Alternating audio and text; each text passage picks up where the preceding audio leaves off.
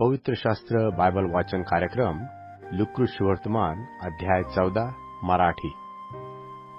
लुक्कू शुभवर्तमान अध्याय 14। लुक्कू शुभवर्तमान अध्याय 14। शब्बात दिवशी जलोदराला बरे करणे। शब्बात दिवशी जलोदराला बरे करणे। तो एका शब्बात दिवशी परुषातील कोणी एका अधिकाऱ्याच्या घरी भोजनास गेला। तेव्हा असे झाले की ते त्याच्या जपनीस बसले होते आणि पहा, तेथे त्याच्यासमोर जलोदर झालेला कोणी मनुष्य होता।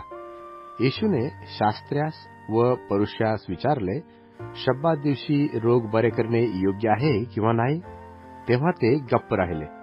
मग त्याने त्याला धरून बरे केले व लावून दिले। मग त्याने त्यास म्हटले, तुमच्यापैकी कोणाचा मुलगा किंवा बैल विहिरीत पडला तर तो त्याला शब्बात दिवशी तक्षणी बाहेर काढणार नाही काय? तेव्हा त्यांच्याने त्याला त्या प्रश्नाचे उत्तर देवेना। नम्रता व आतिथ्यशीलता। नम्रता व आतिथ्यशीलता। तेव्हा आमंत्रित लोक मुख्य आसने कशी निवडून घेत होते हे पाहून तो त्यास दाखला देऊन म्हणाला, कोणी तुला लग्नाच्या मेजवानीचे आमंत्रण केले तर मुख्य आसनी बसू नको। कदाचित तुझून मोठ्या योग्यतेच्या कोणाला त्याने आमंत्रण केले असेल। मग ज्याने तुला व त्याला आमंत्रण केले तो येऊन तुला म्हणेल, याला जागा दे। तेव्हा तू लाजेने अगदी खालच्या जागेवर जाऊन बसशील। तुला आमंत्रण असल्यास अगदी खालच्या जागेवर जाऊन बस, म्हणजे ज्याने तुला आमंत्रण केले तो येईल तेव्हा तुला म्हणेल, मित्रा वर येऊन बस, म्हणजे तुझ्याबरोबर भोजनास बसलेल्या सर्वांसमोर तुझा मान होईल। कारण जो कोणी आपणाला उंच करतो तो नीच केला जाईल व जो आपणाला नीच करतो तो उंच केला जाईल। मग ज्याने त्याला निमंत्रण केले होते त्यालाही तो म्हणाला, जेव्हा दुपारची किंवा संध्याकाळची जेवणावळ करशील तेव्हा तू आपले मित्र, आपले भाऊ, आपले नातलग किंवा धनवान शेजारी यास बोलावू नको। बोलावल्यास कदाचित तेही तुला उलट आमंत्रण करतील व तुझी फेड करतील। तर तू मेजवानी करशील तेव्हा दरिद्री, व्यंग, लंगडे व आंधळे यास आमंत्रण कर, म्हणजे तू धन्य होशील। तुझी फेड करावयास त्याजवळ काही नाही, तरी धार्मिकांच्या पुनरुत्थानासमयी तुझी फेड होईल। लग्नाच्या जेवणावळीचा दृष्टांत। लग्नाच्या जेवणावळीचा दृष्टांत। मग त्याचबरोबर भोजनास बसलेल्यापैकी कोणा एकाने या गोष्टी ऐकून त्याला म्हटले, जो देवाच्या राज्यात अन्न खाईल तो धन्य। त्याने त्याला म्हटले, कोणा एका मनुष्याने संध्याकाळी मोठी जेवणावळ केली, तेव्हा बहुतास आमंत्रण केले आणि जेवणाच्या वेळेस आता या तयारी झाली आहे असे आमंत्रितास सांगावयाला त्याने आपल्या एका दासाला पाठविले।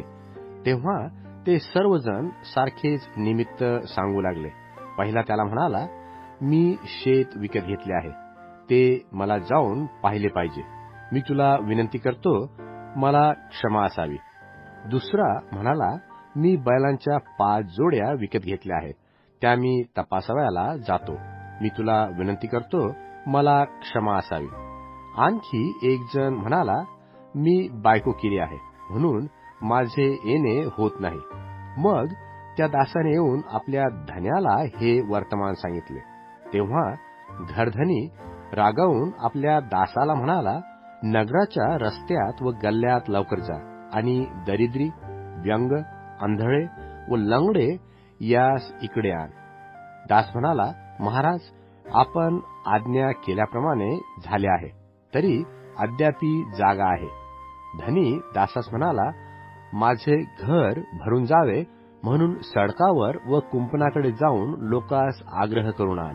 कारण मी तुम्हा सांगतो की त्या आमंत्रित मनुष्यातून एकही माझ्या जेवणातले काही चाखणार नाही। खरे शिष्य कोण? खरे शिष्य कोण? त्याचबरोबर मोठे लोकसमुदाय चालले होते। तेव्हा तो त्याचकडे वळून म्हणाला, जर कोणी मजकडे येतो आणि आपला बाप, आई, बायको, मुले, भाऊ व बहिणी यांचा आणि आपल्या जीवाचाही द्वेष करीत नाही, तर त्याला माझा शिष्य होता येत नाही. जो कोणी आपला वधस्तंभ घेऊन माझ्या मागे येत नाही, त्याला माझा शिष्य होता येत नाही.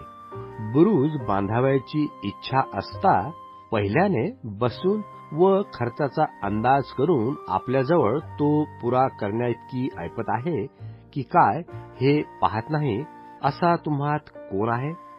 नाहीतर कदाचित पाया घातल्यावर त्याच्याने तो जर पुरा करवला नाही, तर सर्व पाहणारे लोक त्याचा उपहास करून म्हणतील, हा मनुष्य बांधू लागला, परंतु ह्याच्याने तो पुरा करवला नाही. अथवा असा राजा कोण आहे की तो दुसऱ्या राजाबरोबर लढाईत सामना करावयास निघाला असता? पहिल्याने बसून विचार करीत नाही की जो 20,000 घेऊन मजवर येतो, त्याचबरोबर माझ्याने 10,000 जावेल काय? जर नाही, तर तो दूर आहे तोच वकिलास पाठवून सल्ल्याचे बोलणे लावितो. तर त्याप्रमाणे तुम्हातील जो आपल्या सर्वस्वाचा परित्याग करीत नाही, त्याला माझा शिष्य होता येत नाही. मीठ हा चांगला पदार्थ आहे, पण मिठाचा खारटपणा गेला तर त्याला रुची कशाने येईल? ते जमिनीला किंवा खताला उपयोगी नाही, ते टाकून देतात. ज्याला ऐकावयास कान आहेत तो ऐको.